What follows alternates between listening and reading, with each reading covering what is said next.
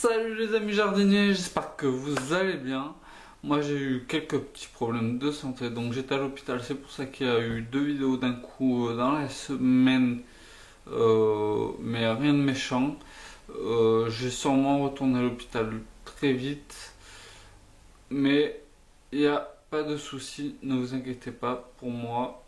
Je continuerai à faire les vidéos, à vous les partager. J'espère que vous partagez aussi mes vidéos afin qu'on puisse arriver aux 1000 abonnés, afin de faire gagner enfin ce lot qui vaut le coup.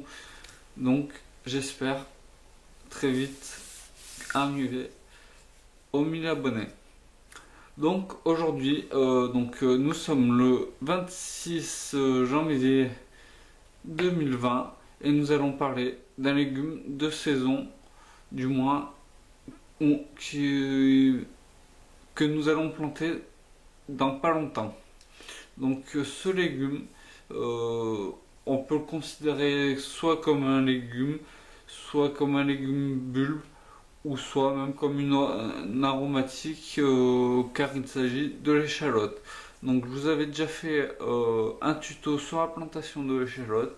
Aujourd'hui il s'agit de la fiche de culture de la rubrique de la plantation à la récolte, et nous allons commencer comme d'habitude de la plantation en passant par la croissance, par la récolte, la planification de la culture, ainsi que des astuces, des bons compagnons et des voisins à éviter.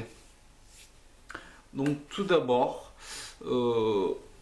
l'échalote n'est pas de l'échalion, car l'échalion peut se semer, mais pas l'échalote. L'échalote ne sème pas du tout. L'échalote se plante.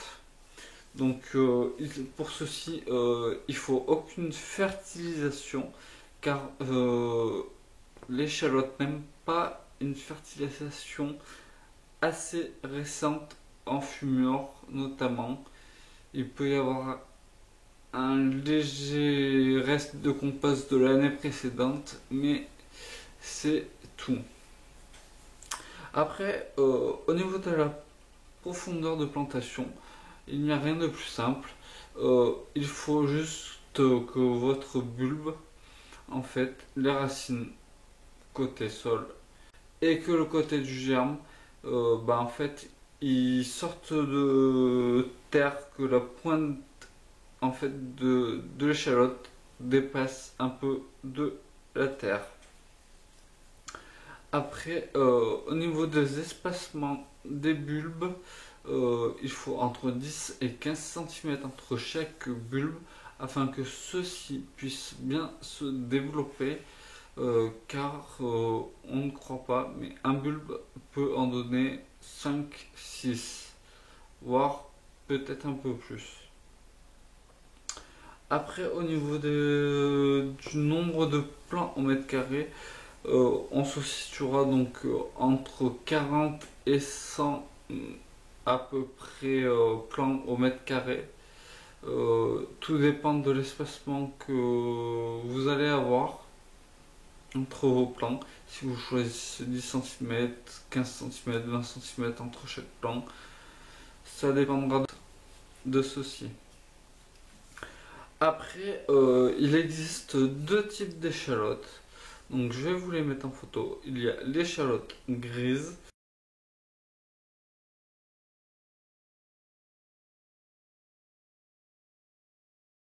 que nous allons pouvoir planter donc d'octobre à novembre, afin d'avoir une récolte entre juin et juillet.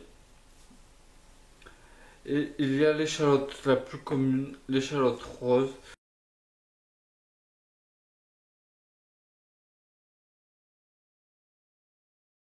que nous allons planter de février à mars en pleine terre, et que nous allons aussi récolter de juin à juillet.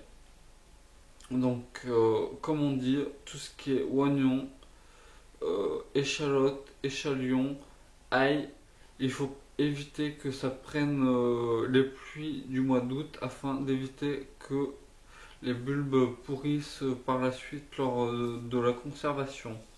Donc après, au niveau des astuces, dans les terres lourdes, donc comme j'ai ici une terre très argileuse, l'ail, tout ce qui est ail, oignon, échalote n'aime pas du tout l'humidité stagnante, donc ça les fait pourrir, ils grossissent pas. Donc la solution, comme je l'avais expliqué sur le petit tuto que je vais vous mettre en vidéo ou en fiche tout de suite, vous faites simplement une petite butte afin d'éviter l'eau stagnante et ça permet de drainer en fait l'eau de pluie. Après, comme je vous l'ai dit tout à l'heure, évitez de récolter au mois d'août. De toute façon, en général, les échalotes sont mûres entre guillemets en juillet. Donc, à la récolte, essayez de les récolter à une période où il y aura 2 jours de soleil afin de les laisser en fait ressuyer sur la terre afin que la terre sèche et tombe afin d'avoir une bonne conservation du bulbe qui dure assez longtemps après la récolte.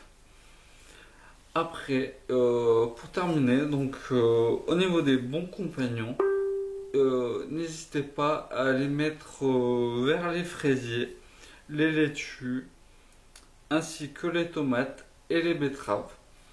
Tout simplement parce que il y a un apport entre ces différents légumes qui font qu'il y a une meilleure récolte tout simplement.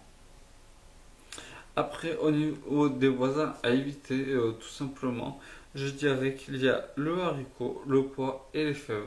Donc tout ce qui est fabacé, évitez de les mettre à côté des échalotes, car les fabacées en fait apportent de l'azote à la terre par les racines. Ça absorbe l'azote de l'air qui est rapporté en fait dans la terre. Donc j'espère que cette petite vidéo d'explication sur l'échalote vous aura plu.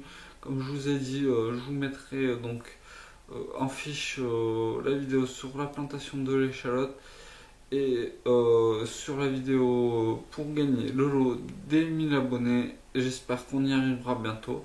Il n'y a que 3 inscrits. N'hésitez pas, il n'y a rien à perdre, tout à gagner. Enfin, tout à gagner. Il y aura 9 sachets de graines à gagner pour le gagnant. Donc le gagnant sera très bien récompensé. Et les autres, ben, vous avez rien, mais vraiment rien à perdre à tenter votre chance. Ce n'est qu'un jeu. Nous sommes là pour nous abonner aussi. Donc tentez votre chance. Voilà pour aujourd'hui. J'espère que cette petite vidéo vous aura plu. N'hésitez pas toujours à vous abonner en haut ici, à commenter si vous avez des commentaires à faire et bien entendu à liker ma vidéo. Ça me fait toujours plaisir d'avoir des likes. C'est positif et ça motive davantage de continuer à la chaîne. Donc voilà, je vous remercie et je vous dis à très vite pour une nouvelle vidéo. Ciao les amis.